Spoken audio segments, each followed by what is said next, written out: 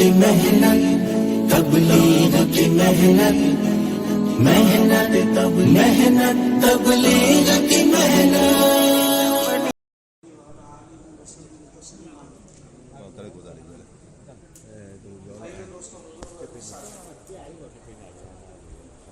اللہ پاک نے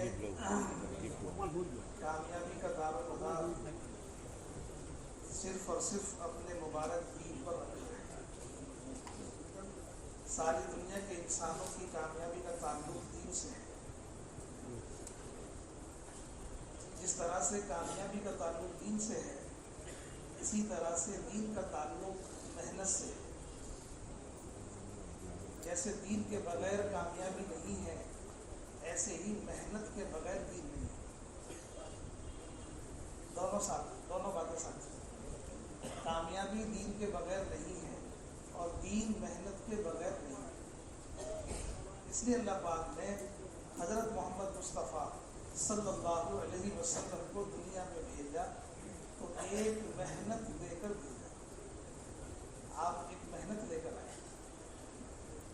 آپ نے ایسے ماحول میں اس محنت کو کیا جس ماحول میں لوگوں کے عقیدے بتوں کے ساتھ جڑے ہوئے تھے، عبادتیں اپنے رخ سے ہٹی ہوئی تھی، ننگے ہو کے بیت اللہ کا طواف کرتے تھے، معاشرہ اپنی جگہ سے ہٹا ہوا تھا، زندہ لڑکیوں کو دفن کر دیا کرتے، معاملات بھی صحیح نہیں، کوئی چیز بھی اپنے رخ پر نہیں تھی۔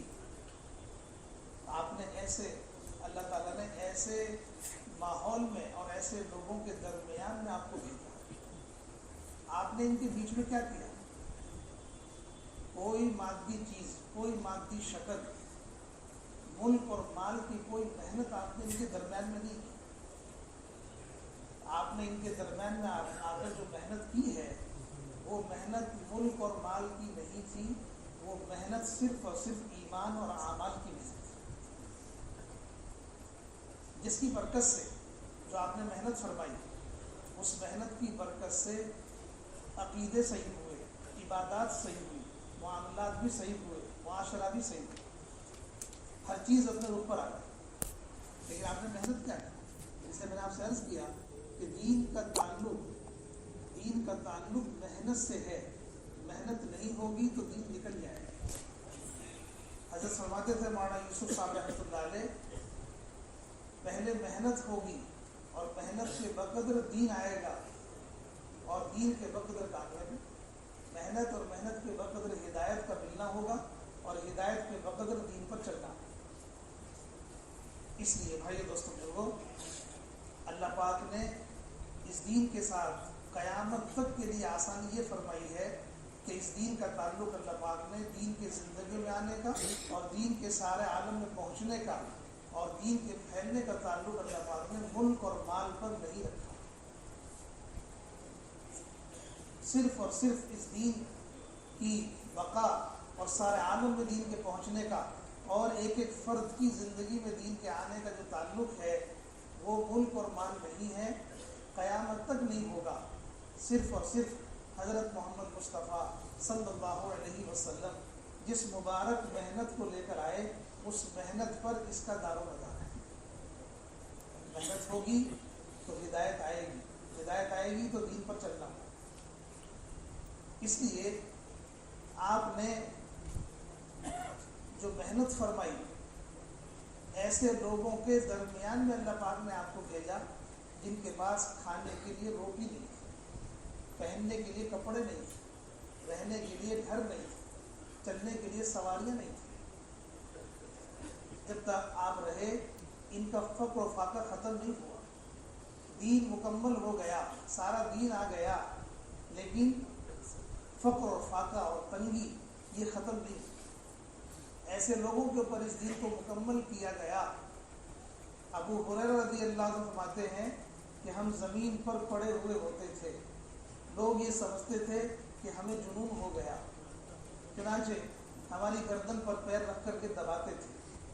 اس وقت کے جنون کا علاج یہی تھا کہ گردن پر پیر رکھ کے دبائے تھے۔ لوگ سمجھتے تھے کہ ہمیں جنون ہو گیا، تو کہتے ہیں خدا کی قسم جنون نہیں تھا، بھوک کی وجہ سے ہم زمین پہ گر جائیں گے اور ہم پڑے رہے۔ ایک صحابی نماز پڑھتے فجر کی اور گھر چلے جاتے. جب یہ واقعہ کئی مرتبہ ہو گیا تو آپ نے ان کو طلب فرمایا.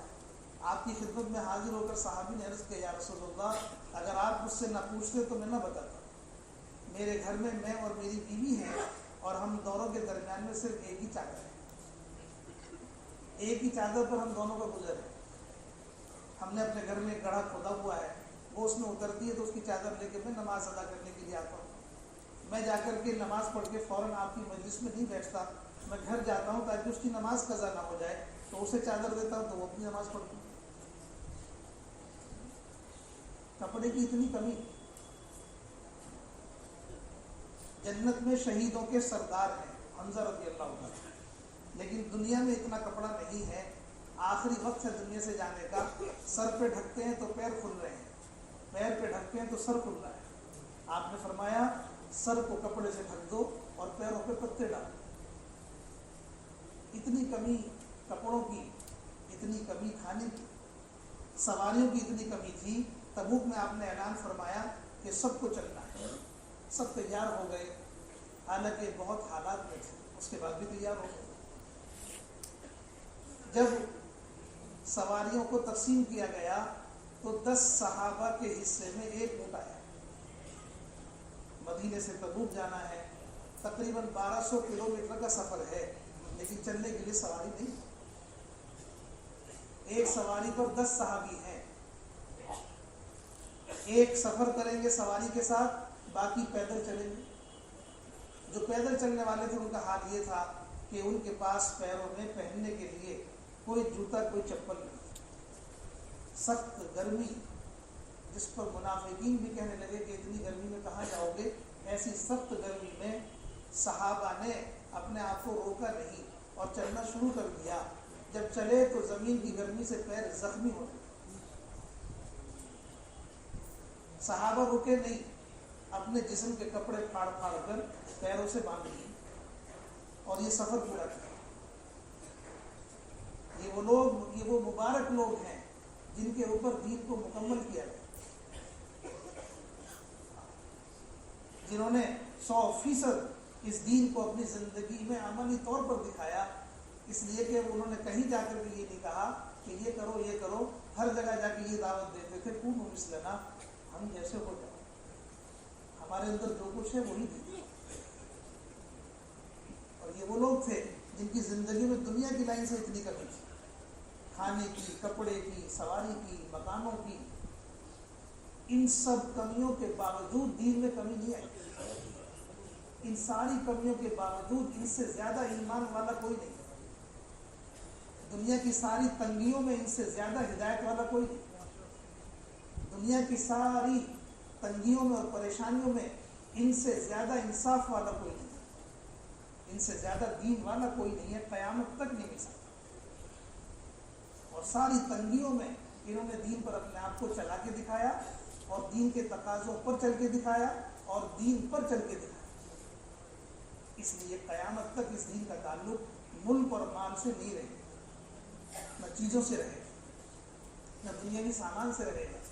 کہ ہمارے پاس یہ چیزیں ہوتی تو ہم بھی دین کا کام کرتے, ہمارے پاس یہ سامان ہوتا تو ہم بھی دین پر چلتے, ہمارے پاس یہ سہولت ہوتی تو ہم بھی دین کے تقاضوں کو پورا کرتے.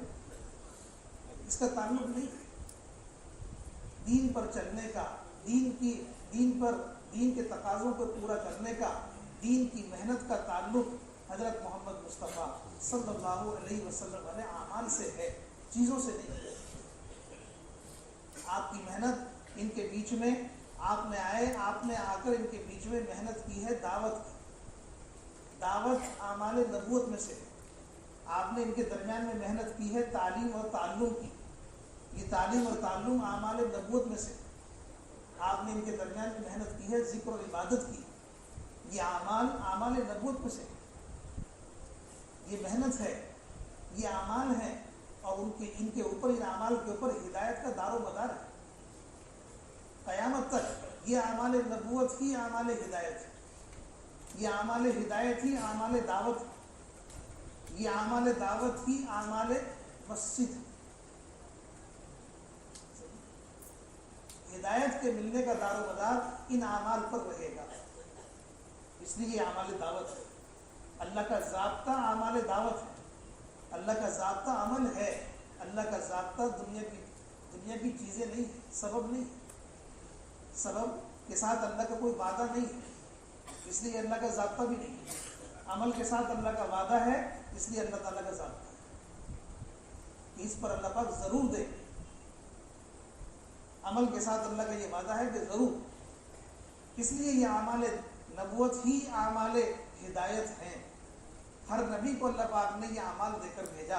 آدم علیہ السلام سے لے کر حضرت محمد مصطفیٰ صلی اللہ علیہ وسلم تک جتنے نبی دنیا میں بھیجے گئے سب ان اعمال کے ساتھ بھیجے. ہر ایک نبی نے ہر نبی کو دعوت دینے والا بنا کر بھیجا گیا. ہر نبی کو تعلیم اور تعلم کے ساتھ بھیجا گیا. ہر نبی کو ذکر اور عبادت کرنے والا بنا کر بھیجا گیا. اکثر نبیوں کو فقر اور فاقے میں بھیجا گیا. ملک اور مال کے نقشے اکثر کو نہیں دیے گئے، آسانیاں نہیں دی گئی، فقر اور فاقے کی زندگی دی گئی، یتیمی کی حالت میں بھیجا گیا. لیکن یہ اعمال ہے، یہ اعمال نبوت ہے. یہ اعمال نبوت ہی اعمال ہدایت ہیں. قیامت تک اب کوئی نبی نہیں آئے گا لیکن ہدایت آئے گی. ہدایت آئے گی تو ہدایت کس پر آئے گی؟ ہدایت ان اعمال پر آئے گی جو اعمال اللہ تعالیٰ نے حضرت محمد صلی اللہ علیہ وسلم کو دے کر بھیجا.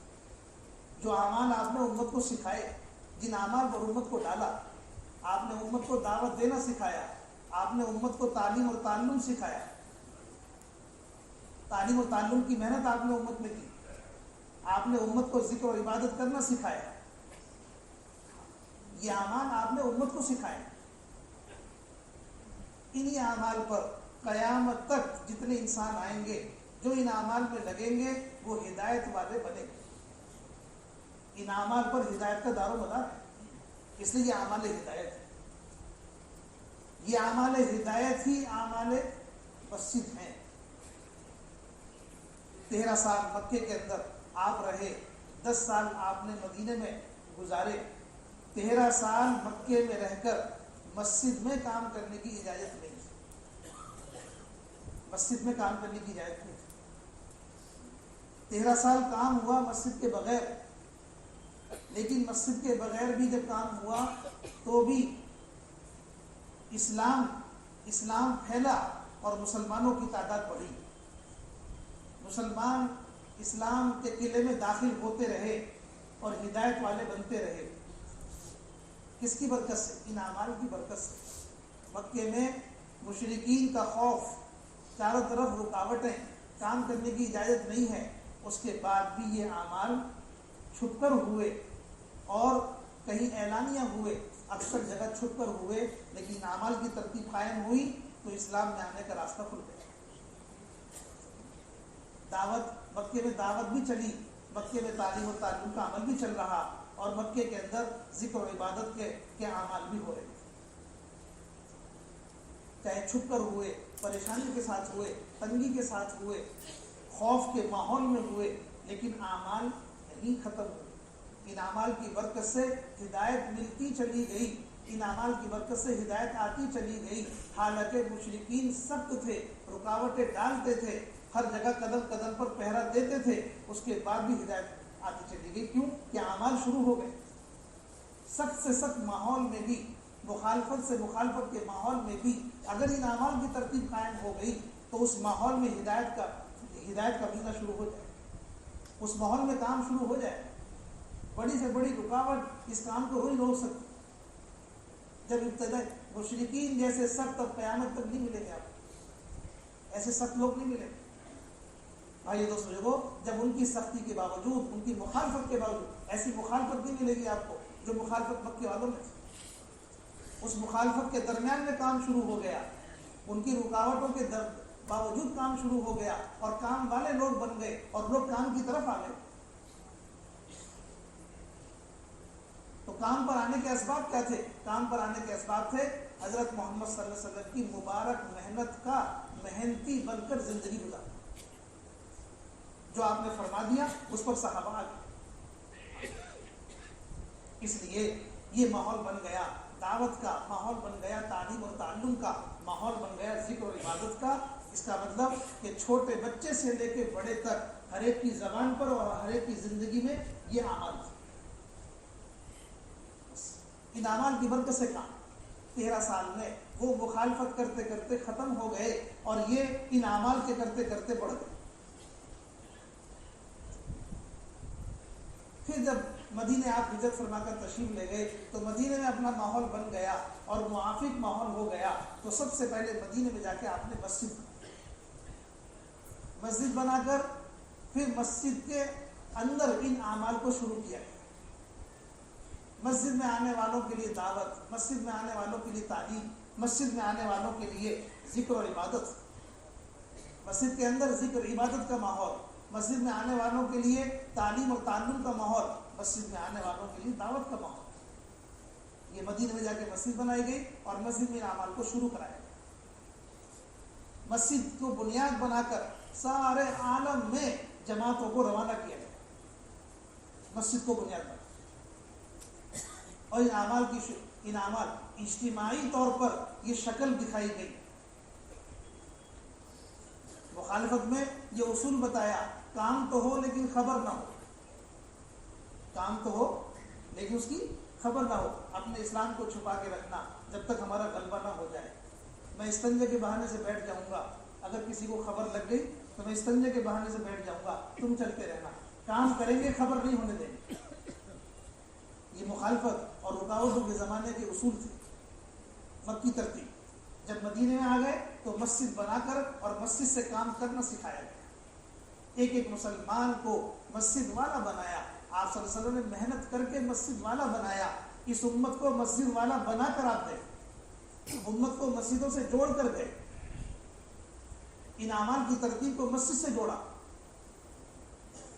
کہ ہر آدمی اپنے ماحول کے اندر مسجد کے اس ماحول میں مسجد کو اللہ کا گھر بنایا گیا اور اس میں ان اعمال کو شروع کیا گیا اور ہر مسلمان کو اس سے جوڑا۔ چنانچہ صحابہ اکرام مدینہ منورہ کے اندر اپنے سارے تقاضوں میں مسجد والے بن کر چلے، دعوت میں بھی، عبادت میں بھی اور اپنی حاجت میں بھی، سارے تقاضے مسجدوں سے پورے کیے۔ دعوت کے تقاضے مسجدوں سے، جماعتوں کی تشکیل، جماعتوں کی روانگی، آنے والی جماعتوں کی کارگزاری، آنے والی جماعتوں کو کیسے جو ہے وہ کو اعمال میں لگانا، یہ سارے کام مسجدوں سے کیے گئے۔ دعوت کے تقاضے، عبادت کے تقاضے، رات بھر مسجد کے اندر اعمال کا ہونا، دن بھر مسجد کے اندر اعمال کا ہونا، قرآن کا پڑھنا، ذکر اور دعا کا ہونا اور جو ہے نمازوں کا پڑھنا، یہ سب مسجدوں کے اعمال بنے، رات میں بھی اور دن میں بھی۔ اسی طرح سے مسجدوں میں صحابہ اکرام جس طرح دعوت کے لیے مسجدوں میں آئے، عبادت کے لیے مسجدوں سے جڑے، اسی طرح اپنی حاجت میں بھی مسجدوں سے جڑے۔ ایک صحابی قرضدار ہو گئے تو مسجد میں آ کے بیٹھ گئے، آپ نے ارشاد فرمایا تو صحابی نے عرض کیا یا رسول اللہ میں قرضدار ہو گیا ہوں، اس لیے مسجد میں آ کے بیٹھ گیا۔ آپ نے یہ دعا تعلیم فرمائی، اللہم انی اعوذ بک من الہم والحزن، یہ دعا حدیث میں پوری دی ہوئی ہے اور اس دعا کو آپ نے تعلیم فرمایا، اور اس دعا کی تاثیر یہ ہے کہ پہاڑ کے برابر بھی قرضہ ہوگا، صبح شام جو آدمی دعاؤں کا اہتمام کرے گا تو وہ قرضہ بھی ادا ہو جائے گا۔ آپ نے امت کو مسجدوں سے جوڑا اور مسجدوں میں اعمال کے ذریعے سے ان کے مسائل کا حل بتایا کہ مسجد میں آؤ تو پھر یہ دعا، یہ کام۔ تو صحابہ اکرام اپنے تینوں تقاضوں میں مسجد کی طرف آئے، دعوت میں بھی، عبادت میں بھی، حاجت میں بھی۔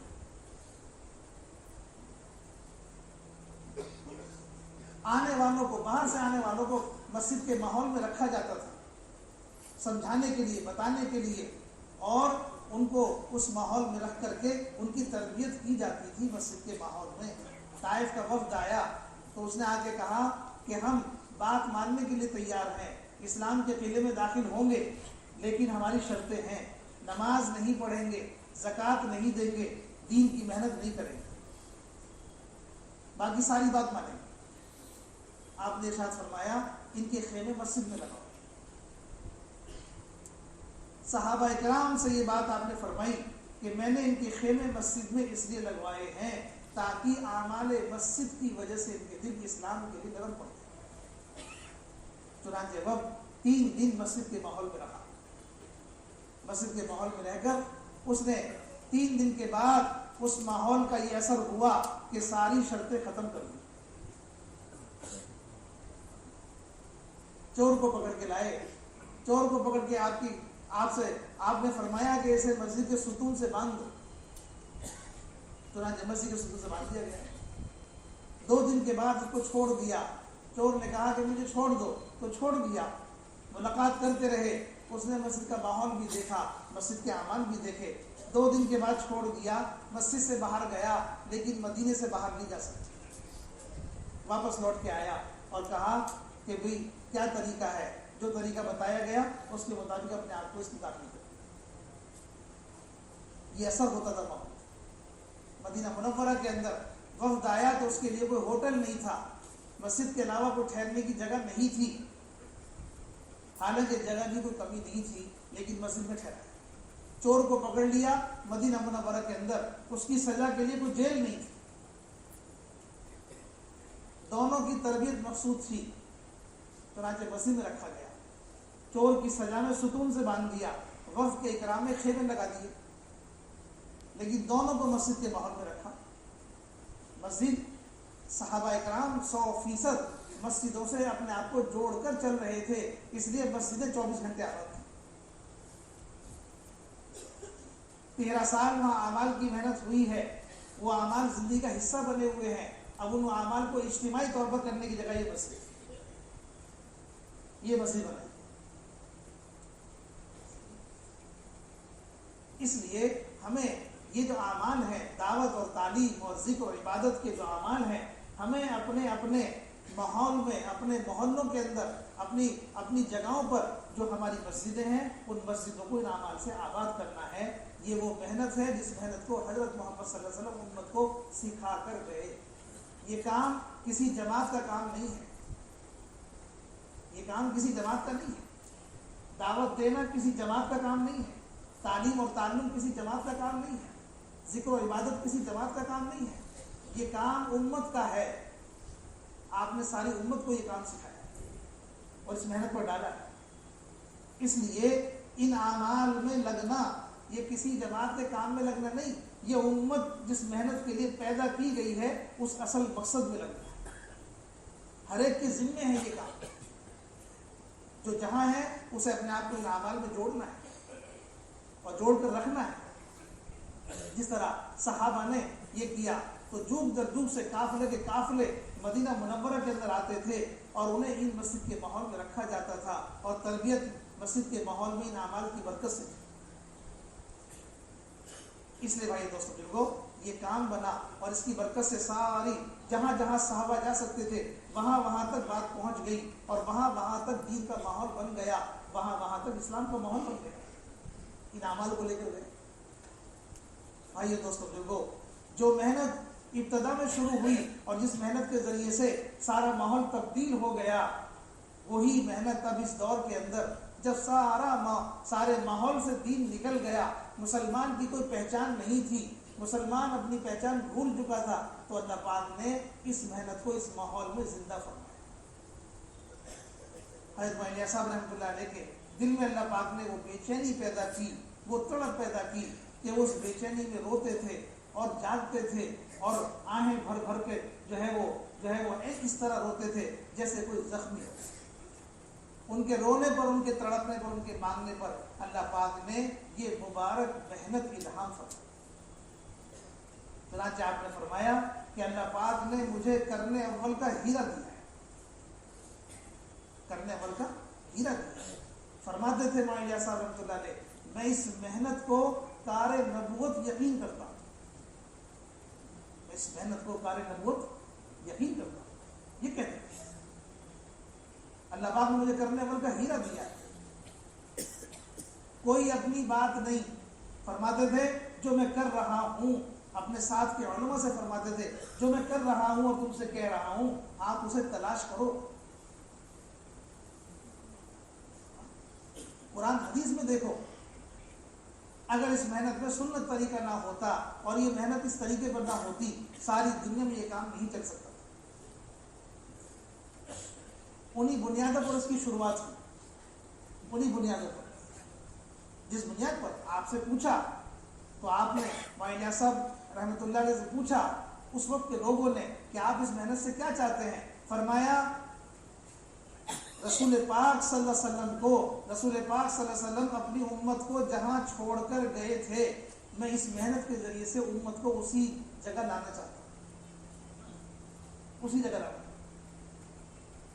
چنانچہ یہاں کے واقعات مشہور ہیں جو پرانے لوگوں سے ہم نے سنے، پرانے لوگوں سے ہم نے سنے۔ اس وقت میوات کے لوگ ہوتے تھے، ایک میواتی مسجد کے اندر گھڑے میں سے پانی نکال کے پینے لگا الٹے ہاتھ سے، الٹے ہاتھ سے۔ دوسرا اس کا ساتھی اسے دور سے دیکھ رہا تھا، اس نے دیکھا اور دیکھا کہ یہ الٹے ہاتھ سے پانی پینے لگا ہے، تو وہیں سے چلاتا ہوا اور دوڑتا ہوا آیا اور یوں کہتا ہوا کہ او فلاں سیدھے ہاتھ سے پانی پی، سیدھے ہاتھ سے پانی پی۔ معین صاحب اس منظر کو دیکھ رہے تھے دور سے بیٹھے ہوئے، اس منظر کو دیکھ کر کے وہ خوشی کے مارے جھوم گئے اور یوں کہتے ہوئے اٹھے، اللہ نے میرا کام چلا دیا، اللہ نے میرا کام چلا دیا۔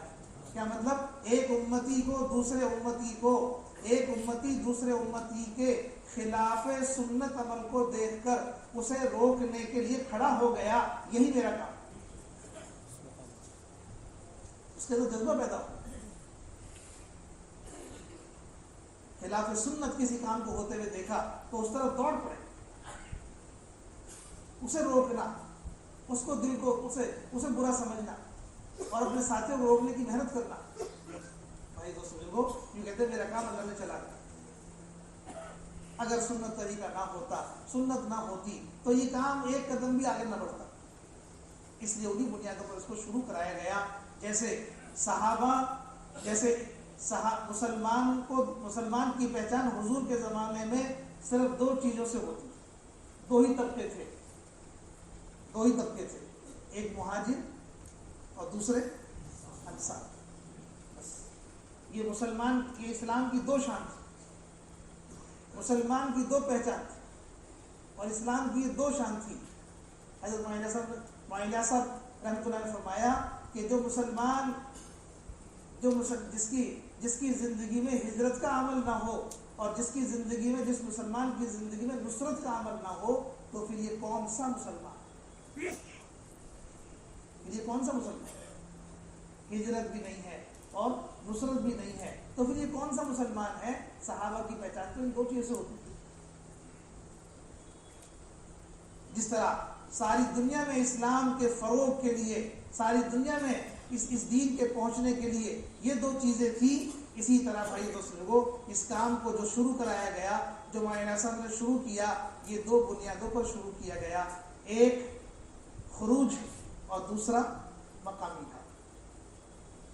جیسے پرندہ دو پروں سے پرواز کرتا ہے، گاڑی دو پہیوں پر چلتی ہے، ایسے ہی اسلام کی دو شان ہے، ہجرت اور نصرت۔ ایسے اس کام ساری دنیا میں پہنچے گا اور ساری دنیا میں پہنچ گیا انہی دو بنیادوں پر، خروج اور مقامی کا۔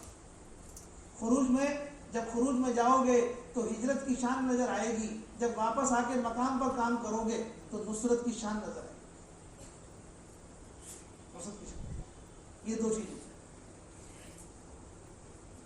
چنانچہ اس مسجد کی جو بنیاد پڑی اور مسجد میں جو کام شروع ہوا انہی بنیادوں پر ہوا۔ مسجد سے کام شروع کیا گیا، بنگلے والی مسجد، دلی شہر، بستی حضرت نظام الدین اور بنگلے والی مسجد۔ تو کام کیا شروع کیا گیا؟ جو ساری دنیا یہاں آئی، کام شروع کیا گیا کہ آنے والے لوگوں کا استقبال کرو۔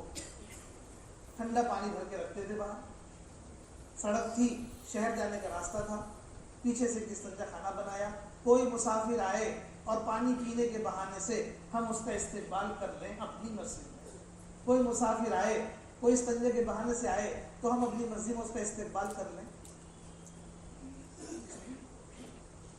چنانچہ اس وقت جو حضرت معین صاحب کے زمانے کے جو لوگ تھے، مفتی زین العابدین صاحب رحمۃ اللہ علیہ، مولانا سعید احمد خان صاحب مکی رحمۃ اللہ علیہ، حاجی عبدالوہاب صاحب, مولانا عبید اللہ صاحب رحمۃ اللہ علیہ, یہ لوگ تھے جن کی ذمہ داری استقبال کی. یہ لوگ تھے جن کی ذمہ داری مسجد میں استقبال کی. آنے والے لوگوں کا استقبال مسجد میں. مفتی نظام العابدین صاحب رحمۃ اللہ علیہ استقبال میں تھے اور مغرب کے بعد اوابین کی نیت باندھی. ایک شخص آیا اور وہ مسجد سے چلا گیا, کوئی اس کا استقبال نہیں کر سکا. معاہدہ صاحب نے اس کی خبر ہوئی تو بہت ناراض ہوئے, اپنے پاس بلایا مفتی صاحب کو اور کہا کہ مفتی صاحب, جو مسلمان اللہ پاک نے ہماری مسجد میں بھیجا تھا, ہم اس کو کوئی استقبال نہیں کر سکے, ہم اس سے کوئی بات نہیں کر سکے, کوئی بات ہم اس کے سامنے پیش نہیں کر سکے. اللہ پاک نے اسے ہماری مسجد کے دروازے تک بھیجا, ہم اسے اندر نہیں لے سکے. قیامت کے دن اس کا ہم کیا جواب دیں؟ آپ اپنے اوابین کا کیا جواب دو گے؟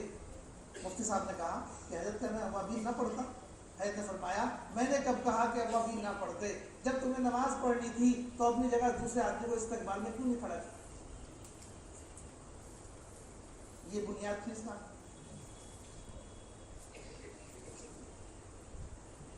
آنے والے ایک ایک مسلمان کا انتظار کرنا, دن بھر مسجد میں انتظار کرتے تھے ایک ایک مسلمان کے آنے کا. جب دیکھا اللہ پاک نے کہ ان کے اندر اتنی بے چینی اور اتنی فکر درد, تو اللہ پاک نے ساری دنیا کو بھیج دیا. اس کے علاوہ کیا کام ہو رہی ہے؟ ساری دنیا کھنچ کے آئی ہے کسی مادی چیز پر کہ بنگلے والی مسجد کے اندر جو ہے وہ جگہ بہت اچھی ہے, اور جو یہاں کے استنجے خانے اور یہاں کی یہ اور یہاں کا یہ سہولت ہے. نہیں, اپنی سہولتوں کو چھوڑ کر یہاں کے مجاہدے میں آتے.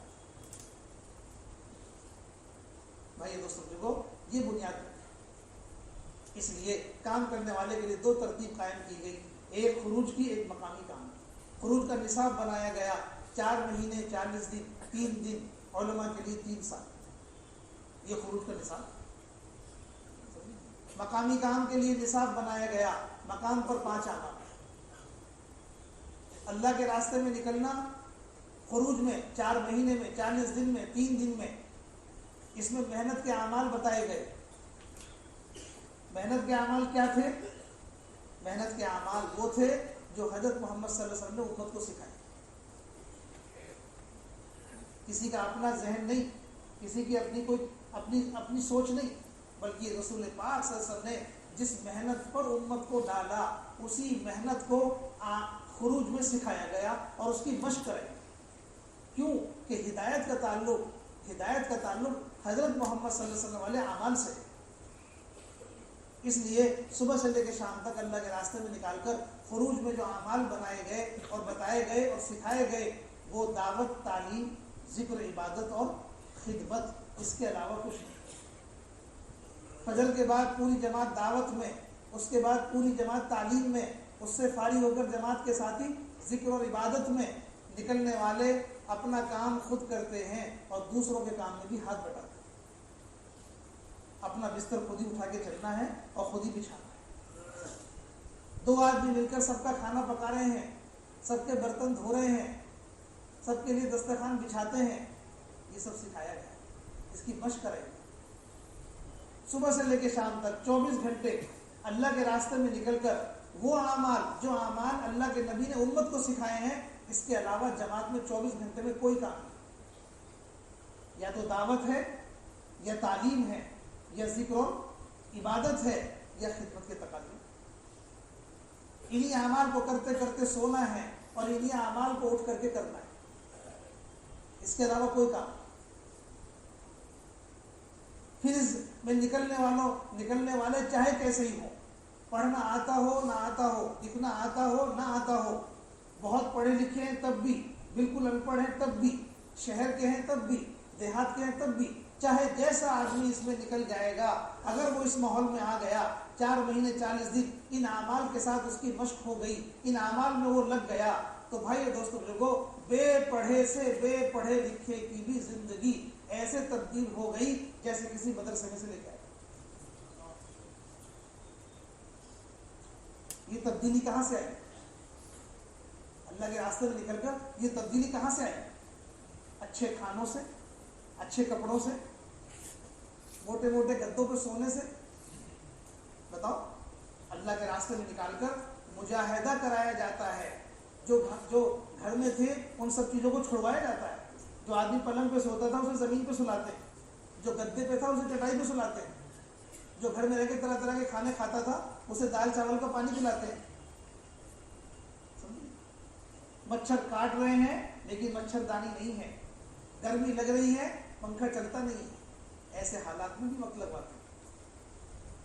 ان ساری پریشانیوں میں, ساری تنگیوں میں اللہ کے راستے میں نکل کر جو آدمی موٹے گدے پر اور مچھردانی میں اور ہر طرح کی سہولت میں رہ کر فرض نماز نہیں پڑھ رہا تھا, وہ اللہ کے راستے میں پسینہ بہہ رہا ہے, مچھر کاٹ رہے ہیں اور دال چاول کا پانی پیتے ہوئے زمین پہ پڑا ہوا ہے, لیکن تہجد کا پابند. جو فرض نماز جس سے نہیں پڑھی جا رہی تھی وہ تہجد کی نماز نہیں چھوڑتا. اشراق اور اوابین کی تو بات بہت دور کی ہے. ان اعمال کے کرنے کی, ان اعمال پر اس عمل کے کرنے کی طاقت کس نے دی, اس کی ہدایت کس نے دی؟ کوئی چیز رکاوٹ بنی؟ یہاں کی تنگیاں کو رکاوٹ بنی کہ نہیں؟ اس آدمی نے صبح سے لے کے شام تک دعوت میں, تعلیم میں, ذکر و عبادت میں اپنے آپ کو لگایا ہے. یہ وہ اعمال ہیں جو اعمال سارے نبیوں کو دیے گئے. ان اعمال کی مشق سے اسے ہدایت ملی ہے, اور وہ ہدایت ایسی ہے کہ کوئی چیز اس کے لیے رکاوٹ نہیں. اس لیے بھائی دوستوں بزرگوں, یہ اللہ کے راستے میں خروج کا نصاب بنایا گیا اور اس میں یہ اعمال بتائے گئے کہ ان اعمال میں لگو, ان اعمال کو سیکھو. یہ اعمال وہ ہیں جو حضرت محمد صلی اللہ علیہ وسلم نے امت کو سکھائے, ساری امت کو اس پر ڈالا ہے. اس لیے یہ کام کسی جماعت کا نہیں, ساری امت کا کام ہے. ہر طرح کا آدمی اس میں چلے گا. یہ نہیں ہے کہ پڑھے لکھے چلیں گے, نہیں, ان پڑھ سے ان پڑھ چلے گا. سارے میوات والے پڑھنا نہیں جانتے تھے, لیکن ساری دنیا میں ان کی جماعتیں گئی ہیں اور سب جگہ جا کے شور بچا دیا. پڑھے لکھے بھی کھڑے ہو گئے ان کی وجہ سے. ہوئے نہیں ہوئے؟ کیوں بھائی؟ پڑھے لکھے بھی کھڑے ہوئے نہیں ہوئے؟ ایک محلے میں گشت کر رہے تھے میاں جی وہ جن کو پڑھنا لکھنا نہیں آتا, وہ گشت کر رہے تھے اور یہ آواز دے رہے, چلو بھائی مسجد میں چلو, یہ نبیوں والا کام ہے, جماعت آئی ہے, کسی ملک کی بات نہیں. تو اس محلے میں پڑھے لکھے لوگ تھے, بہت بنے ٹھنے کھڑے تھے, وہ کوئی بیرسٹر تھے, کوئی جج تھے, اس طرح کے لوگ تھے. انہوں نے کہا, تانا مارا, نبیوں والا کام ہے, اللہ تعالیٰ ان کو تو معجزہ دے دے, تمہارے پاس کیا معجزہ ہے؟ تو میاں جی سیدھے سادھے بولے, اس سے بڑا معجزہ کیا ہوگا, میں بے پڑھا لکھا آدمی تم جیسے پڑھے لکھوں کو دعوت دے رہا ہوں مسجد میں. آج کا موضوع یہی ہے, اس کام کا موضوع یہی ہے. آپ سب جانتے ہو پھر بھی نہیں مانتے, میں کچھ نہیں جانتا, اس کام میں آ کر کے اللہ تعالیٰ نے مجھے عمل کی توفیق دے دی, اس سے بڑا معجزہ کیا ہو؟ آپ کو جاننے کے باوجود عمل کی توفیق نہیں ہے. میں نہیں جانتا لیکن میں نے اس ماحول میں آیا تو اللہ نے مجھے ہدایت دے دی. اس کام کا معجزہ ساری دنیا میں چلے, کالجوں میں گئے, یونیورسٹیوں میں گئے, سب جگہ گئے, جا کر کے اپنی بات پیش کی اور سب کر دیا. اس لیے ہر ایک فرد امت کو, ایک ایک فرد امت کو نکالنا, خوشامد کرنا. ایک پیسے کی ضرورت نہیں پڑے گی بغیر پیسے کے ہدایت ملے گی. مولانا یوسف صاحب کو مدد ہے, پیسے تو تم اپنی ضرورت کے لیے لے کے جاتے ہو, کھانے کے لیے, پینے کے لیے, سواری کے لیے, کرائے بھاڑے کے لیے, گشت کرنے میں, دعوت دینے میں, تعلیم اور تعلم میں ایک پیسے کی ضرورت ہے. یہ کام ایسا ہے, دین عام فائدے کے لیے ہے, تو عام فائدے کو اللہ پاک نے اجرت سے اور ان سب چیزوں سے بالکل پاک کر دیا ہے. جیسے ہوا اور پانی یہ عام فائدے کی چیز ہے, تو ہوا کے لیے کوئی ٹیکس تھوڑی دینا پڑتا, سب کے لیے ہے, سب عام فائدہ اٹھائیں گے. ایسی دین عام فائدے کی چیز ہے. بھائی دوستوں بزرگوں, ایک نصاب یہ خروج کا, اور دوسرا اللہ کے راستے میں نکل کر جن اعمال میں لگنے سے ہدایت ملی, جن اعمال میں لگنے سے زندگی تبدیل ہو گئی, اب واپس آ کر اپنے مقام پر ان اعمال میں لگنا چاہیے یا چھوڑ دینا چاہیے؟ واپس آ کر ان اعمال میں لگنا, یہی مقامی کام ہے, یہی مقامی کام. مقامی کام میں واپس آنے کے بعد اعمال نہیں بدلیں گے. بہت سے لوگ سمجھتے ہیں کہ چلہ لگ گیا, چھٹی ہو گئی, 4 مہینے لگ گئے, چھٹی ہو گئی. چھٹی سمجھ کے مت آؤ. جس طرح کام کے لیے نکلے تھے, کام کے لیے واپس آؤ, کام کے لیے واپس آؤ. مقام پر آنا کام کے لیے آنا ہے.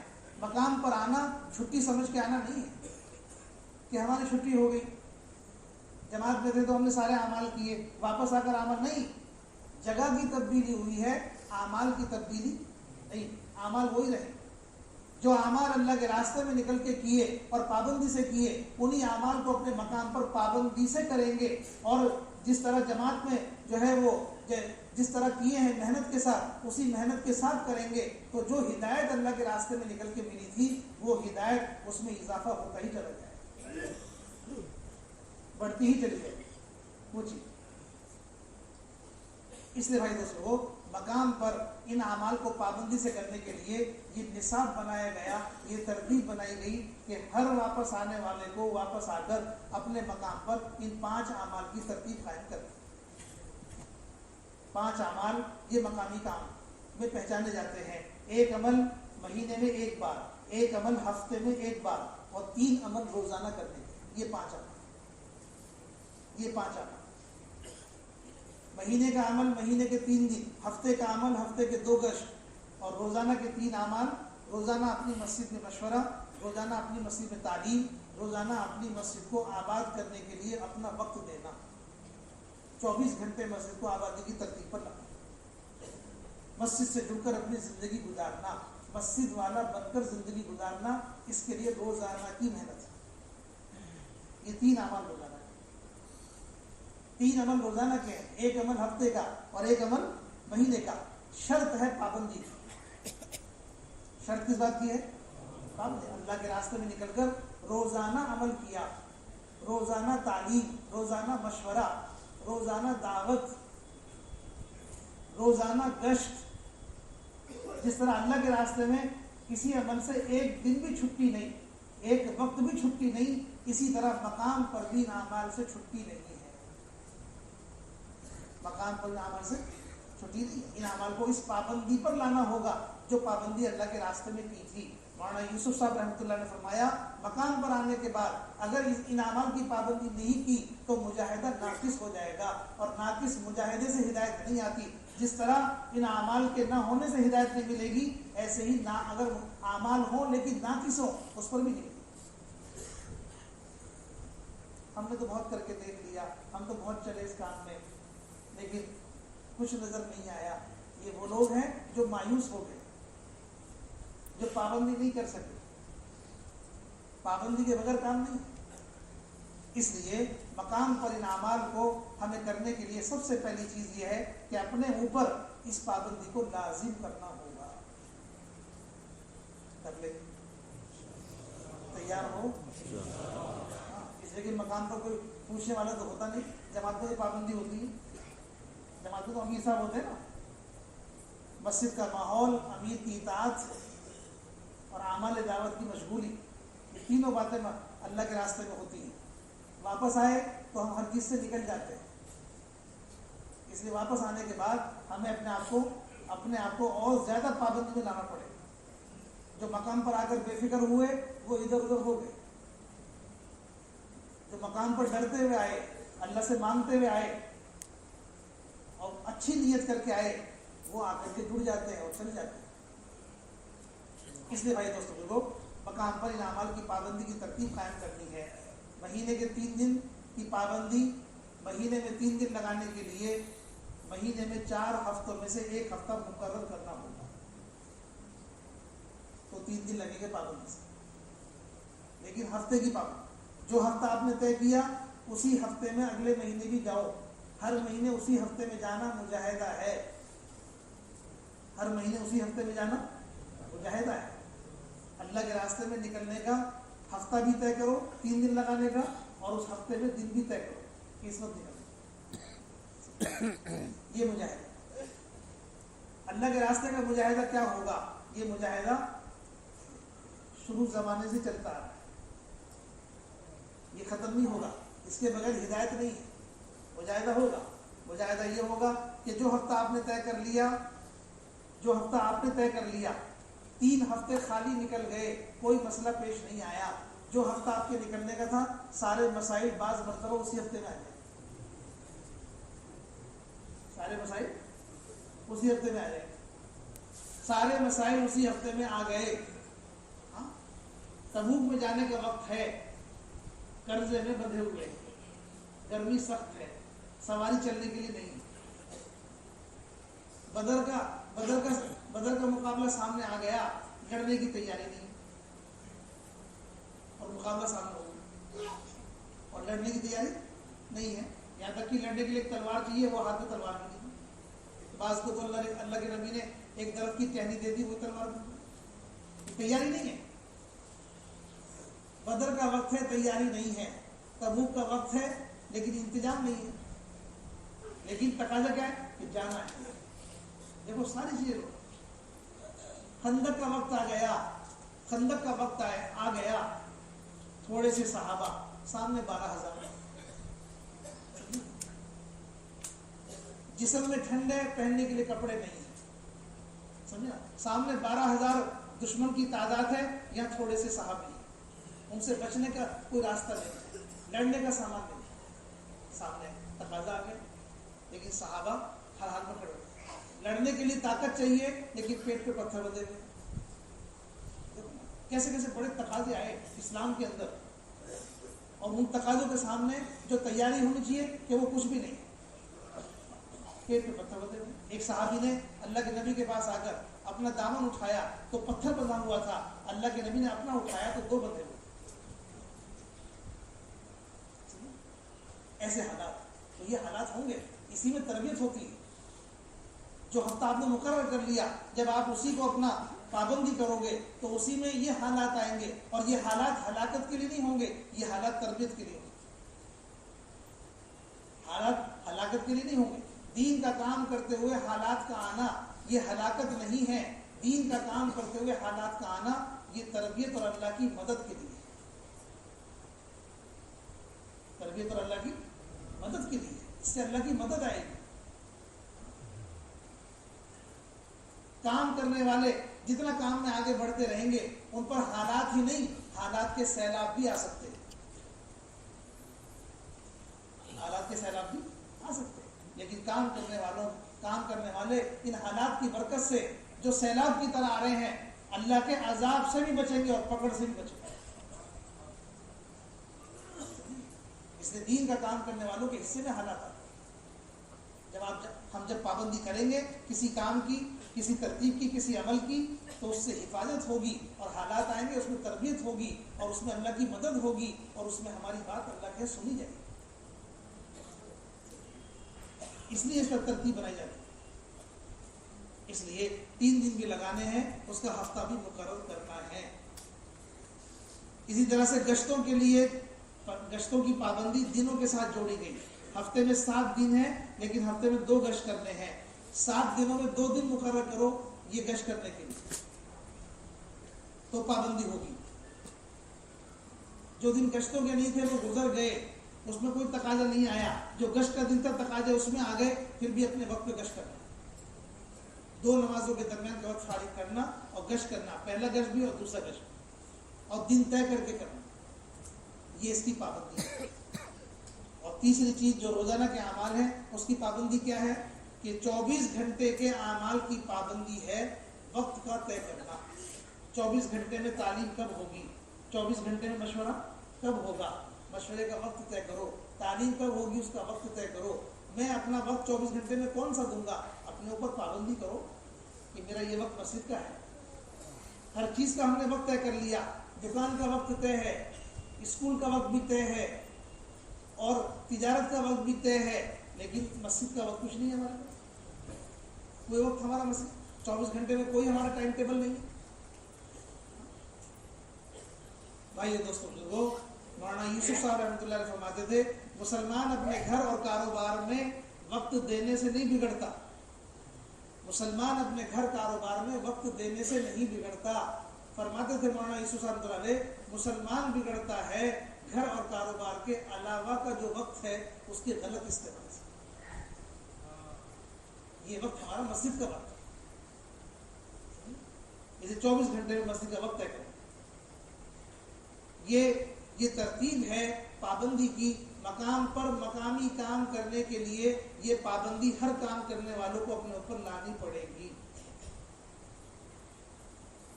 कर ले तैयार सब। इस पाबंदी वाले लोग बैठे हैं, मजमे में नहीं बैठे, کوئی ایسی پابندی ہے نہیں ہے. 3 دن لگانے کا ہفتہ طے ہے نا, گشتوں کے دن بھی طے ہیں ماشاء اللہ. اور مسجد میں 8 گھنٹے, مسجد میں 8 گھنٹے, مسجد میں 8 گھنٹے. ایسے کتنے لوگ ہیں جو مسجد میں 8 گھنٹے ایک ساتھ دے رہے ہیں؟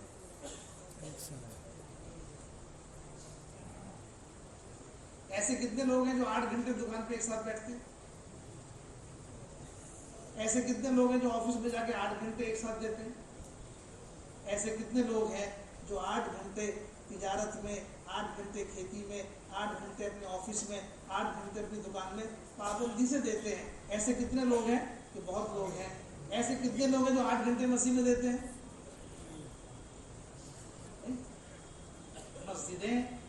مسجد نبوی کے معمول پر, مسجدوں کو مسجد نبوی کے معمول پر لانے کے لیے ہر کام کرنے والے کے لیے ضروری ہے کہ وہ اپنے 8 گھنٹے مسجدوں کو دے.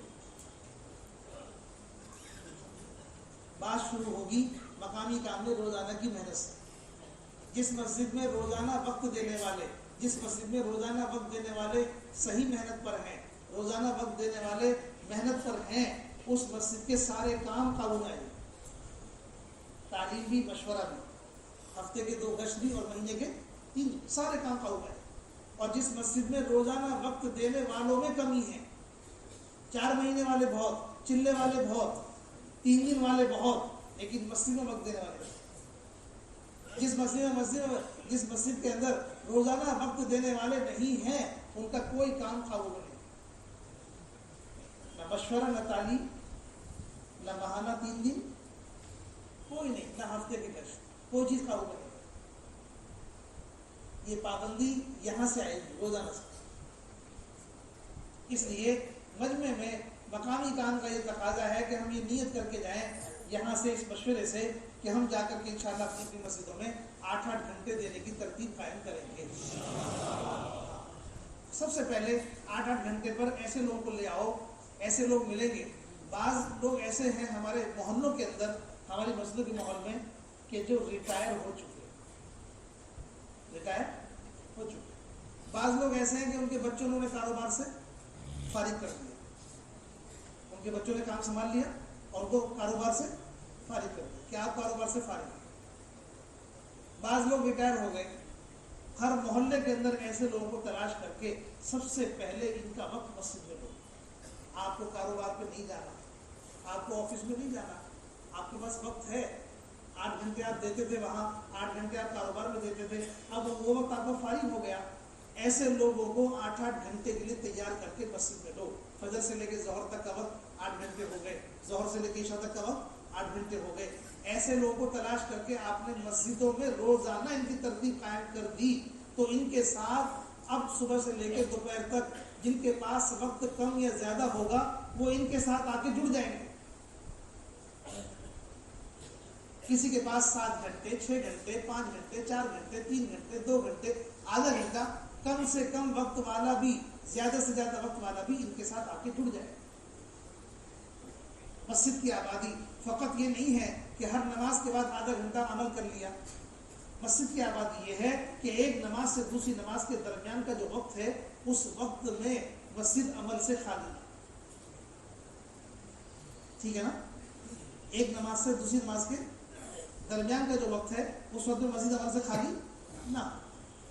دیکھو ابو ہریرہ رضی اللہ تعالیٰ عنہ بازار کے وقت میں بازار میں جا کر بازار والوں کو مسجد بھیجتے ہیں, تقاضا کرتے ہیں. صحابی کا عمل ہے, صحابی کا. مدینہ منورہ کے اندر بازار کے وقت میں بازار والوں کو تقاضا کر کے مسجد بھیجتے ہیں کہ مسجد میں میراث تقسیم ہو رہی ہے, آپ کیا کر رہے ہو. جب وہ بازار والے ابو ہریرہ رضی اللہ تعالیٰ کی ترغیب پر بازار میں سے نکل کے مسجد میں آئے تو مسجد میں انہوں نے دیکھا, تو مسجد میں جو کچھ دیکھا وہ جا کر کے بیان کیا کہ مسجد میں کیا ہو رہا تھا. مسجد میں قرآن پڑھ رہے تھے, مسجد میں قرآن سیکھ رہے تھے, مسجد میں نماز پڑھ رہے تھے, مسجد میں نماز سیکھ رہے تھے. مختلف حلقے جو مسجدوں میں لگے ہوئے تھے, انہوں نے آ کر بازار والوں نے مسجد میں دیکھا اور پھر بازار میں جا کے بتایا کہ میراث تو کوئی تقسیم نہیں ہو رہی لیکن یہ کام ہوا. ابو ہریرہ صاحب جو صحابیوں نے کہا کہ جو مسجد میں ہو رہا تھا وہی آپ کی میراث ہے، جو مسجد میں ہو رہا تھا وہی آپ کی میراث ہے۔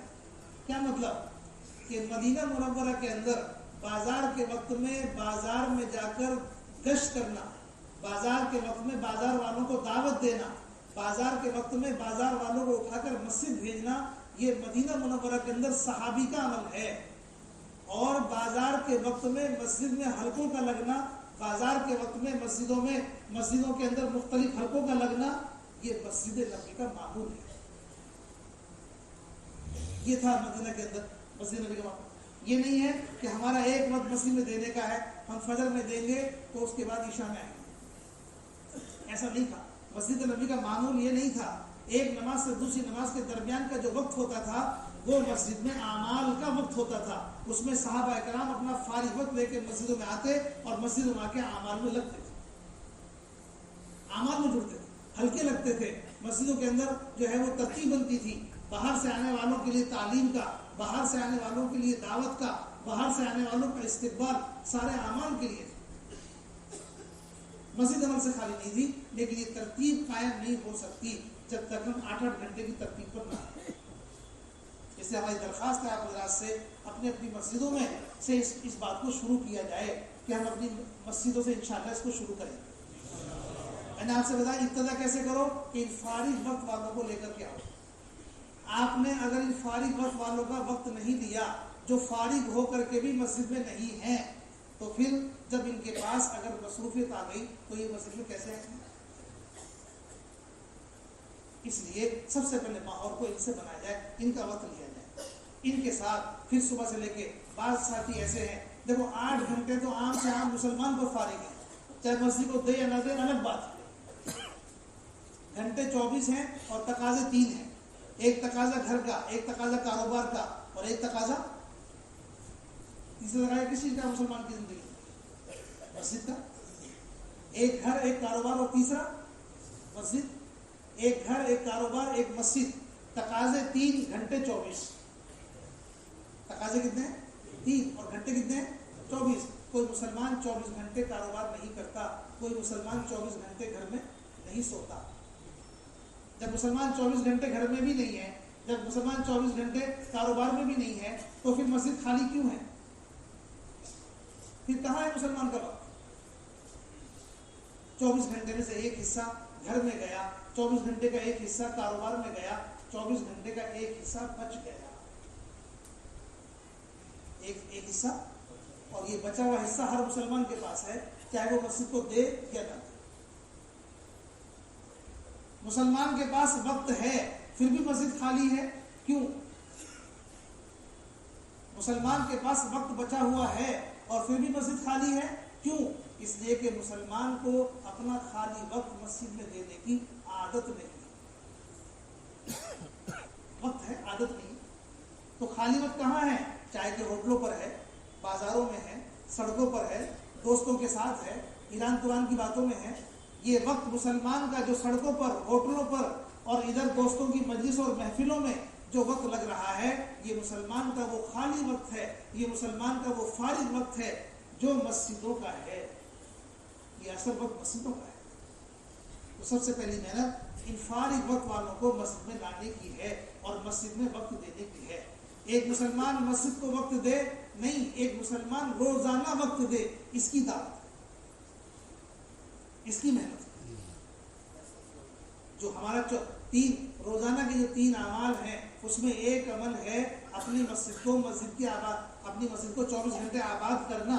اس روزانہ کے اس عمل کے لیے ہمیں ایک مسلمان سے اس کا وقت لینا ہے۔ پہلی محنت تو انشاءاللہ یہ ہوگی، امید ہے انشاءاللہ ہر مسجد والے ساتھی اپنی اپنی مسجدوں میں اس کی ترتیب قائم کریں گے انشاءاللہ۔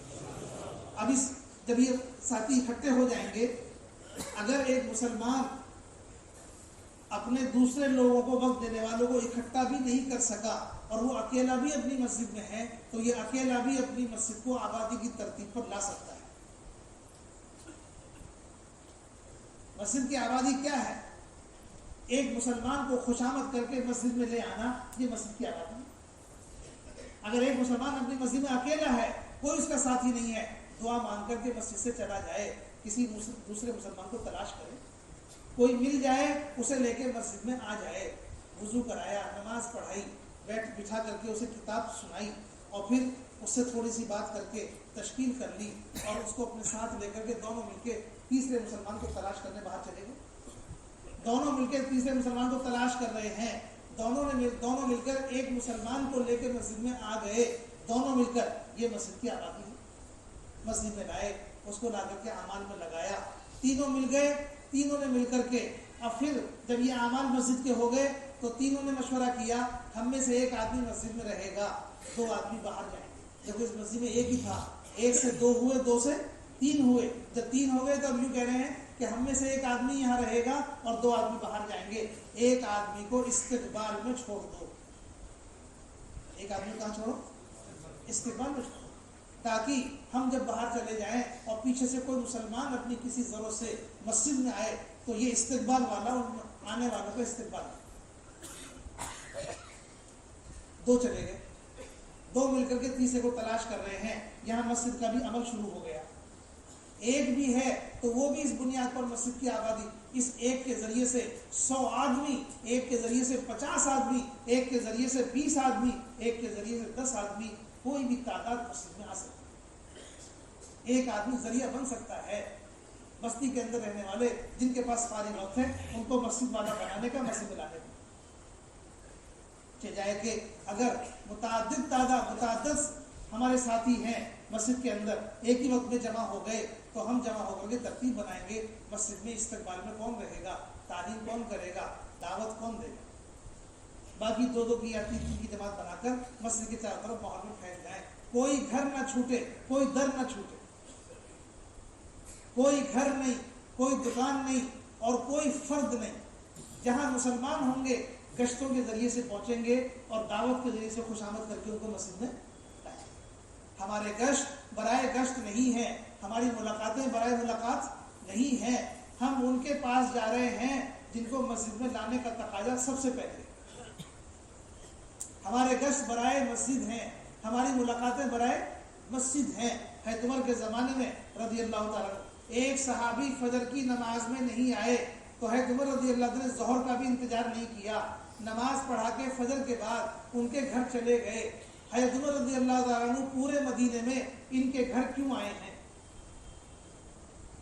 ان کے گھر کیوں آئے ہیں، حضرت عمر رضی اللہ ان کے گھر کیوں آئے ہیں اور ان سے کیا تقاضا کرنے کے لیے آئے ہیں؟ جو مسجد میں نہیں تھے ان کے گھر چلے گئے اور تقاضا کر کے ان کو ان کے گھر پہ جا کے مسجد کا تقاضا کر رہے ہیں۔ ہماری ملاقاتیں برائے ملاقات نہیں، ہماری ملاقاتیں برائے مسجد ہیں، ہمارے گشت برائے مسجد ہیں، ہم ایک مسلمان کو خوشامد کر کے مسجد میں لانا چاہتے ہیں، اس لیے ہمارے گشت ہیں، یہ محنت اس لیے ہے۔ مسجد میں بھی ساتھیوں لوگوں کو چھوڑیں گے اور باہر ملاقاتیں بھی کریں گے، خوشامد کر کے مسجد کے ماحول میں لانا۔ مسجد تربیت کی جگہ ہے، مسجد تربیت کی جگہ ہے، یہاں لا کر ایک مسلمان کی کوئی مسلمان مسجد میں آ جائے ہم اس کو ماحول میں رکھیں گے۔ ایک مسلمان کو مسجد میں لائے، اس سے ہم نے کہا کہ وضو کر لو، اس نے کہا مجھے وضو کرنا نہیں آتا۔ جب مسجد لاؤ گے تو بتائے گا، نہیں لاؤ گے تو نہیں بتائے گا۔ جماعت آئی روس کے ملک سے کام کر کے، روس میں ایک شہر ہے کازان، یہ کازان وہ شہر ہے روس کے اندر جہاں قرآن کو سب سے پہلے چھاپا گیا مشین سے، سب سے پہلے قرآن کو ہاتھ سے لکھتے تھے، سب سے پہلے چھاپا گیا قرآن کو تاتارستان میں، یہ جگہ ہے کازان، وہاں چھاپا گیا۔ تو وہاں تاتارستان میں کازان جو اس کا شہر تھا، اس میں جماعت گشت کر رہی تھی، 6 نوجوانوں کو لے کے مسجد میں آ گئے، اس جماعت نے کہا کہ وضو کر لو، 6 کے 6 نے منع کر دیا، ہمیں وضو کرنا نہیں آتا۔ مسجد میں لاؤ گے تو پتہ لگے گا، نہیں لاؤ گے تو نہیں پتہ لگے گا۔ جماعت کے ساتھ ہی بیٹھے، انہوں نے کہا دیکھو جیسے ہم کر رہے ہیں ایسے کرو، ہاتھ کیسے دھونے ہیں، کنڈی کیسے کرنی ہے، ناک میں پانی کیسے ڈالنا ہے۔ اب وضو کی تعلیم وضو خانے میں ہو رہی ہے، ایسے وضو کرنا سکھاؤ۔ وضو کرا کے مسجد میں لے آئے، جو وضو کرنا نہیں جانتا وہ نماز پڑھنا کیسے جانے گا؟ جماعت کے ساتھیوں نے کہا دیکھو ہم کھڑے ہو کر کے جیسے ہم نیت باندھیں ایسے باندھو، جیسے ہم رکوع کریں ایسے کرو. تو 6 کے 6 کو نیت باندھنا سکھایا، رکوع کرنا سکھایا، سجدہ کرنا سکھایا. اب ان کو لے کے بیٹھے تو اب ان کو بسم اللہ پڑھنا سکھا رہے ہیں، کلمہ سکھانا. آنے والے مسلمانوں کو جب مسجد میں لاؤ گے تو تقاضے بنتے چلے جائیں گے. جس مسلمان کو مسجد میں لے کے آئیں 4 تشکیلیں ہمیں اس کی کرنی ہے. ایک تشکیل اللہ کے راستے میں نکلنے کی، ایک تشکیل روزانہ مسجد میں وقت دینے کی، ایک تشکیل اپنے گھروں میں تعلیم کرنے کی، اور ایک تشکیل اپنے بچوں کو قرآن پڑھنے کی. یہ روزانہ ہماری مسجد کے ماحول میں جو محنت ہوگی، محنت مسجد کو مسجد نبی کے معمول پر لانے کی ہے، اور مسجد نبی کا معمول تھا مسجد اعمال سے آباد. اس طرح یہ عمل کی ترتیب بنے گی. اسی محنت کے ذریعے سے جماعتیں بنیں گی، تشکیلیں ہوں گی، روزانہ مسجد میں وقت دینے والے ساتھی تیار ہوں گے. مسجد میں وقت دینے والے بھی محنت کے ذریعے سے بنیں گے، مسجد سے اللہ کے راستے میں جانے والے بھی اسی محنت کے ذریعے سے بنیں گے. گھروں میں تعلیم کا ماحول بنے گا، بچے قرآن پڑھنے مکتب میں آئیں گے، یہ روزانہ کی دعوت میں شامل ہے. اس طرح سب سے پہلا کام روزانہ جو ہمیں مقام پر کرنا ہے، اپنی مسجدوں کو وقت دے کر اور دوسروں سے خوشامد کر کے ان کا وقت بھی مسجد میں لے کر مسجد کو مسجد نبی کے معمول پر لانے کی محنت کرنی ہے. کر لیں گے انشاءاللہ. یہ تو عذر نہیں کریں گے کہ ہم کیسے کریں، ہم تو اکیلے ہیں. کوئی عذر تو نہیں کرو گے نا، ہم اکیلے مسجد کو آباد کیسے کریں، یہ عذر تو نہیں ہوگا نا انشاءاللہ. آدمی اکیلا دکان پہ بیٹھتا ہے اور سارا دن دکان کو آباد رکھتا ہے اور سارے گراہکوں کو سامان بیچتا ہے. اکیلا آدمی.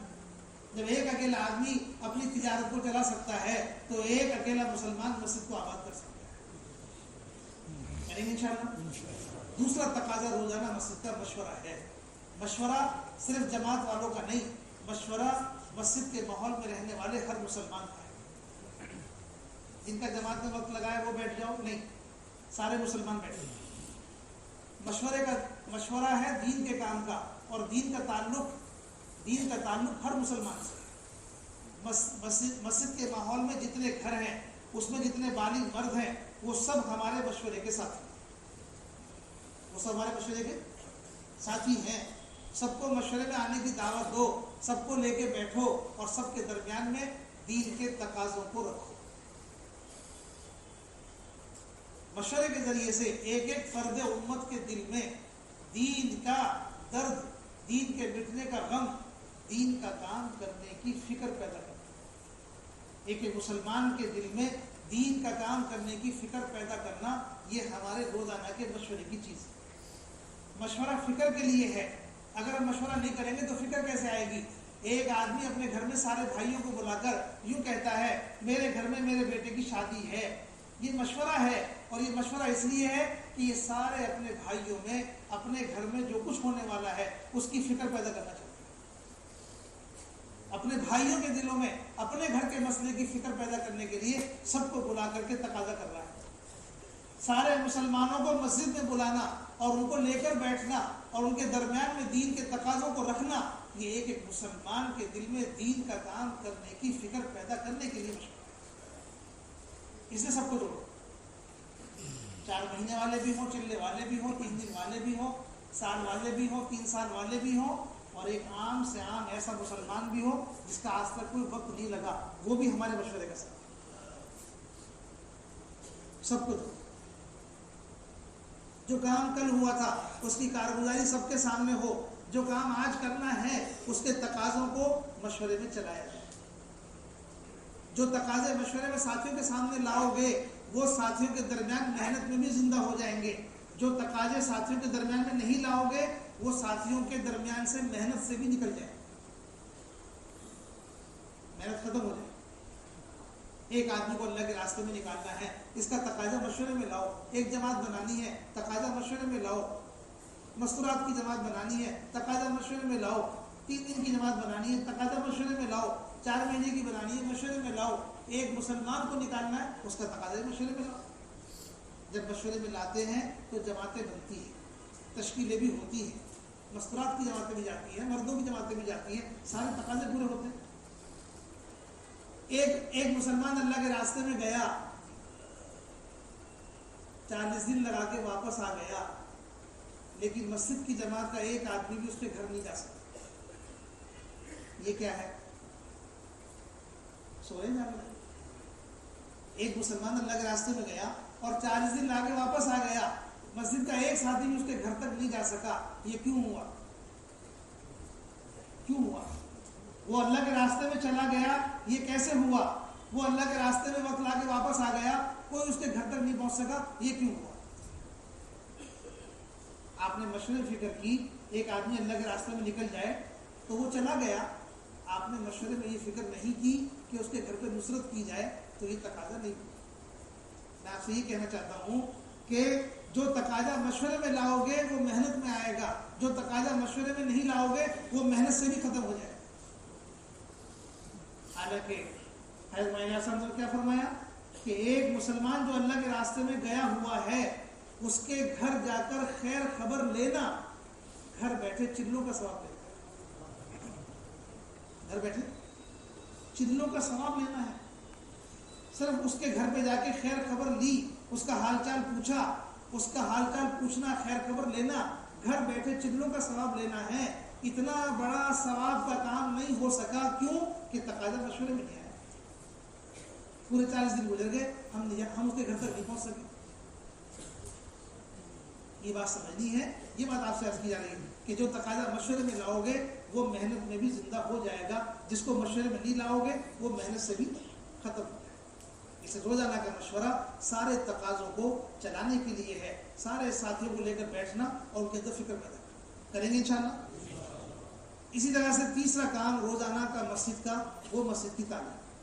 ایک تعلیم مسجد کے اندر ہوگی، ایک تعلیم گھر میں ہوگی، یہ دونوں تعلیم ہر کام کرنے والے کے لیے۔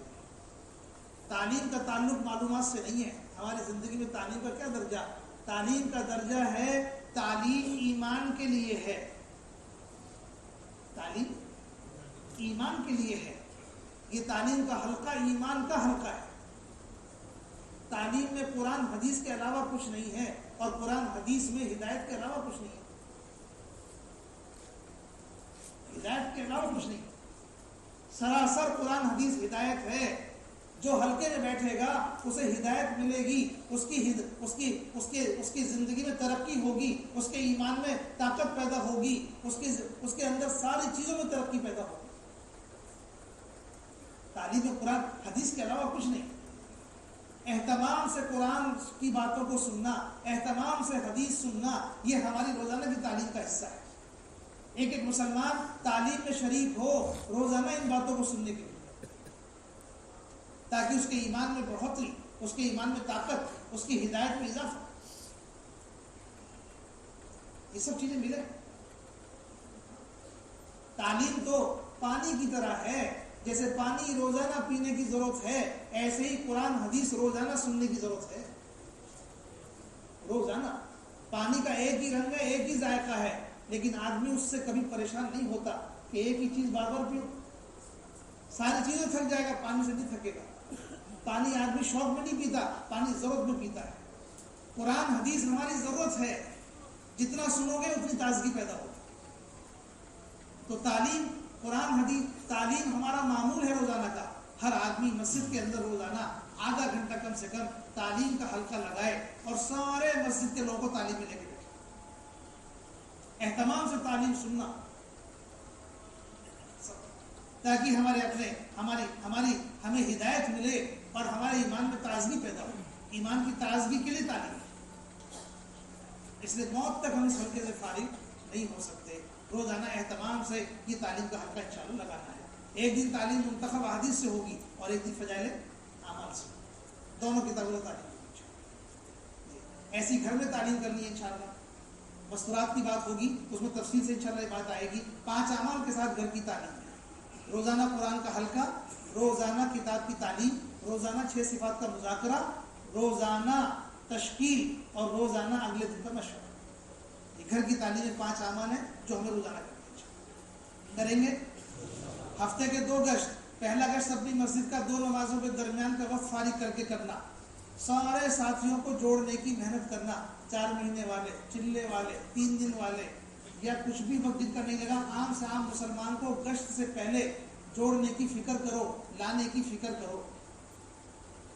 بھاگتے دوڑتے اکیلے گشت میں مت آؤ، تھوڑا پہلے فارغ ہو کر اپنے ساتھیوں کو لے کر کے آؤ. گشت کی محنت کرتے ہوئے اپنے گھروں سے مسجد تک آؤ، خالی ہاتھ مسجد میں مت آؤ. گشت سے پہلے کی محنت گشت کو جاندار بنا دے گی. اس لیے یہ گشت ہمارا اتنے اہتمام سے کریں پہلا گشت، تاکہ اس سے مسجد کا ماحول اور ہمارا اپنا حال بدل جائے. یہ گشت اس لیے. دوسرا گشت اسی طرح اس ترتیب پر کرنا ہے، لیکن دوسرے محلے میں جا کے کرنا ہے. دوسرے گشت کے ذریعے سے ایسی مسجدوں میں دوسرا گشت کیا جائے جن مسجدوں میں اعمال نہیں ہیں اور جن مسجدوں میں کام نہیں ہے، ان کو تقاضے پر لے کر یہ دوسرا گشت کرنا. دوسرا گشت کام پہنچانے کے لیے ہے، دوسرا گشت مسجد کی جماعت بنانے کے لیے ہے. دوسرا گشت ایسی مسجدوں میں جہاں ساتھی نہیں ہے، نئے نئے ساتھی تیار کرنے کے لیے دوسرا گشت. دوسرے گشت کے ذریعے سے، اس لیے ہفتے میں ایک گشت کرنے سے کام نہیں ہوگا. ایک مرتبہ گشت کریں گے ہفتے میں ایک مرتبہ جا کر، اور ہفتے کے اندر 2 یا 3 مرتبہ اپنے ساتھی بھیج کر اس مسجد کے ماحول میں تشکیلیں کرنا، 2.5 گھنٹے وہاں جا کے لگانا، اور اپنے ساتھ اپنی جماعت میں نئے نئے لوگوں کو لے کے جانا، اور جماعت میں لے جا کر چاہے 3 دن میں لے کے جائیں، انہیں پورا کام سکھانا 3 دن کے ماحول میں رکھ کر، اور پھر ان کو واپس کر کے ان کی مسجدوں میں انہی سے یہ اعمال کرنا. اس طرح مسجد کی جماعتیں بنے دوسرے گشت کے ذریعے سے. یہ ہفتے کے عمل کی بنیاد ہے. مہینے کا عمل مہینے کے 3 دن. اکیلے نہیں جانا، اپنے ساتھ اپنا ہفتہ طے کر کے، مہینے میں ہفتہ طے کر کے ہر ساتھی مقرر کرے، نکلنا ہے. اکیلے نہیں، جماعت بنا کے نکلنا ہے. دوسروں کی جماعت میں جڑنے کی عادت نہیں ڈالنا. ہم 4 آدمی آپ کے ساتھ آ کے جڑ جائیں. ایک بار مشورہ کر لیا تھا، بار بار اس کو عادت مت بناؤ. جس مسجد کے لوگ دوسروں کی جماعتوں میں جا کے جڑتے ہیں، ان کی اپنی مسجد کا کام ختم ہو جاتا ہے. آپ کے 4 آدمی ہیں، 4 آدمی اپنے برتن لو، اپنی تعلیم کی کتاب لو، اپنا امیر طے کرو اور نکلو. ایک بار آپ کو مشورے سے جوڑ دیا تھا، بار بار نہیں جوڑنا، تاکہ آپ کو 3 دن پورے اس کا احساس رہے کہ ہم 4 آدمی کیوں ہیں. جہاں جاؤ نقد جماعت بناؤ، جو تیار ہو جائے ان کو اپنے ساتھ جوڑ لو، اگلی مسجد میں جا کے وقت لگا لو. بنی بنائی جماعتوں میں جڑنے کی عادت مت ڈالو، خود محنت کر کے جماعت بناؤ. اس طرح تیسری چیز ہے کہ سارے نئے ایک جماعت میں نہ ہو، سارے پرانے ایک جماعت میں نہ ہو، نئے اور پرانوں کی ملا کے جماعت بناؤ. نئے اور پرانوں کی ملا کے جماعت بنے گی تو جماعت تقاضے میں کام کرے گی. اس طرح ہمیں یہ جماعت جو بنے گی اس طرح تقاضے کو پورا کرنے والی، یہ کسی ایک مسجد میں، ایسی مسجد میں اپنا رخ لے جس میں کام نہیں ہے. کسی ایسے دیہات میں، گاؤں میں، یا کسی ایسی مسجد میں، کسی حلقے میں جس میں کام نہیں ہے، اس میں یہ اپنا رخ لے اور تقاضے پر کام کرے. 1 مرتبہ، 2 مرتبہ، 3 مرتبہ، 4 مرتبہ، جب تک اس مسجد میں مسجد کی جماعت تیار نہ ہو جائے. 2-4 مرتبہ، ہر 2-4 مہینے لگاتار اس مسجد میں جا کر کے ساتھی تیار کرنا، مسجد کی جماعت بنانا، اور اس مسجد کو 24 گھنٹے آبادی کی ترتیب پر لانے کی محنت کرنا. یہ سارے کام 3 دن میں جا کے کرنے ہیں آپ کو دور کی مسجدوں میں. یہی کام دوسرے گشت میں کرنا ہے قریب کی مسجدوں میں، اور 3 دن میں جا کے یہ کام کرنا ہے دور کی مسجدوں میں. لیکن یہ دونوں تقاضے، دوسرا گشت اور 3 دن کی جماعت، یہ ایسی مسجدوں میں کام جمانے کے لیے ہے، اور ایسی مسجدوں میں کام شروع کرنے کے لیے ہے جن میں کوئی اعمال نہیں ہو. اس لیے اس کی فکر سے اس کی ترتیب قائم کی جائے. کارگزاری ان کی سننا، 3 دن جن کو تقاضے پر بھیجا، اہتمام سے ان سے روانگی کی بات کرنا، کارگزاری سننا، کتنا کام آگے بڑھ گیا اس کا اہتمام، فکر سے اس کی پوری خیر خبر رکھنا. اس طرح یہ 5 اعمال کی محنت ہے، مسجد سے جڑی ہوئی ہے. 5 اعمال کی تقویت کے لیے ماہانہ جوڑ ہے. مہینے میں 10-15 مسجدوں کا جڑنا، ماہانہ جوڑ کے نام پر، یہ مسجد وار جماعت کی تقویت کے لیے ہے. اس لیے ساری مسجدیں جڑ جائیں گی. جڑ کر کے سب سے پہلا کام ہوگا حاضری لینا. اگر کوئی مسجد نہیں ہے تو اس کی ذمہ داری دینا. حاضری لینے کے بعد ہر مسجد اپنی کارگزاری سنائے گی، مقامی کام کی اور خروج کی. جو پرچہ کارگزاری سنانے کا یہاں ہے، اسی پرچے سے آپ کارگزاری ماہانہ جوڑ میں بھی سنائیں گے. کسی کام میں کمی ہو تو اس کی ترغیب بھی دیں گے، اور سب سے کارگزاری سنیں گے. کارگزاری پوری ہونے کے بعد پھر کوئی ایک ساتھی 15-20 منٹ مجمع کو تھوڑی ترغیب دے اور اس کے بعد مجمع سے عزائم کرائے. مجمع میں تشکیلیں بھی کرنی ہیں اور جتنی مسجدیں آئی ہیں ان سے عزائم کرانا کہ بھئی آئندہ جماعتیں کون کون بنا کر لائیں گے، یہ تقاضا مسجدوں پر ڈالنا. اور مسجد اور جماعت کے عزائم کرانے میں بھئی آپ کی مسجد 24 گھنٹے میں کتنے گھنٹے آباد ہو گئی، جتنے گھنٹے ہو گئی آئندہ مہینے میں اسے کتنا بڑھا کے لاؤ گے، یہ عزائم کرانا. مقامی کام، خروج کے عزائم اور مقامی کام کے. خروج کے لیے تو ہر مسجد پر تقاضا ڈالنا ہے. اور آخر میں حیات الصحابہ کی تعلیم. یہ 4 چیزیں ہیں ماہانہ جوڑ میں. ایک ہے حاضری، ایک ہے کارگزاری، اور ایک ہے عزائم، اور ایک ہے حیات الصحابہ کی تعلیم. اپنے گھر کھانے کا کوئی نظام جوڑ میں نہ بنائیں، کھانے کا کوئی نظام جوڑ میں نہ بنائیں. اپنے گھر سے کھا کے آؤ، واپس جا کے اپنے گھر پہ کھاؤ. ذمہ دار بھی اور تابع دار بھی، امیر بھی اور مامور بھی، سب ساتھی مل کر کے جوڑ میں شریک رہیں. کوئی کچن میں نہ جائے، سب لوگ یہاں بیٹھے، کسی کو کوئی انتظام میں مت لگاؤ. خالی جوڑ میں رہو، کارگزاری سنو، حاضری لو، کام میں رہو. کام سے فارغ ہو کر اپنے مقام پر جاؤ. 8 گھنٹے لوگ آفس میں جا کے ڈیوٹی کرتے ہیں، 8 گھنٹے میں جا کے کھانا نہیں مانگتے. 8 گھنٹے مزدوری کرتے ہیں، 8 گھنٹے میں جا کے ان سے کھانا نہیں مانگتے. لیکن یہاں 2.5 گھنٹے کے لیے جڑتے ہیں، کھانے کا تقاضا پہلے کرتے ہیں کہ آپ نے ہمیں کھانا نہیں کھلایا. زندگی بھر آپ نے آفس میں کام کیا ہے، کتنا آپ نے تقاضا آفس والوں سے کیا کھانے کا؟ کتنا تقاضا کیا آپ نے مزدوری میں جا کے ان سے مالکوں سے کہ ہمیں کھانا نہیں کھلایا آپ نے؟ 2.5 گھنٹے میں کھانے کا تقاضا کرتے ہیں، 8 گھنٹے میں کبھی کھانے کا تقاضا نہیں کیا. تو ہمارے جوڑ اس انتظام سے پاک ہونے چاہیے. پانی کی کوئی قید نہیں ہے، پیاس لگی ہے پانی پی لو، پانی کی کوئی قید نہیں. سمجھے؟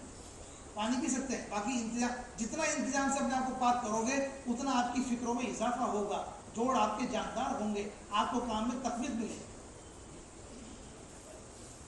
یہ سب پرانے ساتھی ہیں، مسجدوں کے ساتھی ہیں. ان کی دلجوئی نہیں بلکہ ان کو تو اس پر لگانا ہے، فکر پر. نئے نئے لوگوں کی دلجوئی کی جاتی ہے. آپ ان کو مسجد میں لاؤ گے لے کر کے، آپ ان کا اکرام کر سکتے ہیں، اس میں منع نہیں ہے. لیکن یہاں کام کا تقاضا ہے، کام کے وقت میں آپ اس میں لگو گے تو آپ کا کام باقی رہ جائے. اسی طرح شب گزاری میں اپنے کھانے بستر کے ساتھ اپنا کھانا گھر سے لے کے آؤ، اپنے بستر لے کے آؤ اور شب گزاری میں رہو. ساری مسجد اور جماعت کو وصول کر کے شب گزاری میں اور فکر کرو. یہ 2 تقاضے 5 کام کی تقویت کے لیے ہیں، شب گزاری اور یہ ماہانہ جوڑ. اور یہ 5 کاموں کو انشاءاللہ اس ترتیب پر کرنے کی ہم فکر کریں گے. آپ چونکہ نماز کا وقت قریب ہے، اگر ہلکے اس وقت نہ لگ سکیں تو عصر کی نماز کے بعد اگر کوئی عمل نہیں ہے تو اس میں ہلکے لگائیں. ٹھیک ہے؟ یہ ہلکے لگا دیں، 10 یہ اپنے اس کے بیٹھ جائیں اور یہ عزائم کریں. روزانہ 8 گھنٹے دینے والے، مہینے میں 10 دن دینے والے، اپنی مسجدوں میں ترتیب سے وقت دینے والے، جن کا کوئی ہفتہ طے نہیں ہے وہ ہفتہ طے کر کے جائیں گے. اس سارے عزائم کرانے چاہیے اور سالانہ 4 مہینے. اللہ تعالیٰ ہم سب کو